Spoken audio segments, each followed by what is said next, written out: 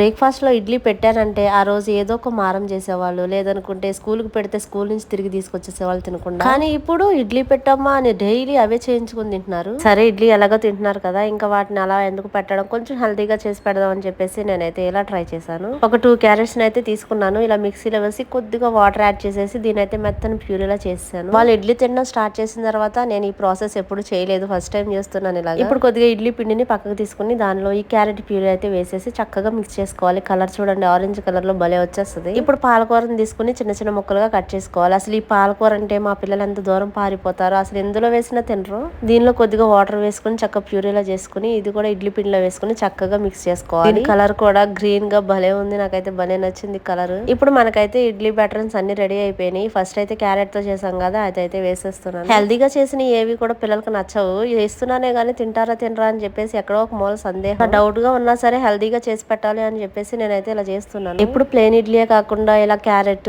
పాలకూర తినని పిల్లలు ఉంటారు కదా, వాళ్ళ కోసం ఇలా అయితే ట్రై చేయొచ్చు, చాలా బాగుంటుంది. నిజంగా నేనైతే మా పిల్లలు తినరేమో అనుకున్నాను కానండి, చాలా ఇష్టంగా తిన్నారు, చాలా బాగుందని కూడా అడిగారు. స్కూల్ కూడా ఇలాగే చేసి పెట్టమంటున్నారు, అంత బాగా నచ్చేసినాయి మా పిల్లలకి. ఫైనల్ గా వేడివేడిగా ఇడ్లీ అయితే రెడీ అయిపోయింది. వేడివేడి ఇడ్లీలో పల్లి చట్నీ వేసుకుని తింటే అబ్బా ఏం టేస్ట్ అండి, చాలా బాగుంటది కదా, నాకైతే చాలా ఇష్టం. ఇడ్లీని వేడిగా చక్కగా పల్లి చట్నీతో తింటేనే బాగుంటది, అదే చల్లగా అయిపోయిన తర్వాత అయితే మనం తినలేము. మా వాడికి అయితే చాలా నచ్చేసింది, క్యారెట్ పాలకూర రెండు చాలా బాగా నచ్చేసినాయి అనమాట. చక్కగా అడిగి మరీ పెట్టించుకుంటున్నాడు. మా అమ్మాయి అయితే ఆడుకోవడంలో బిజీ అయిపోయిందండి, అసలు పిలిచినా రావడం లేదు తినడానికి.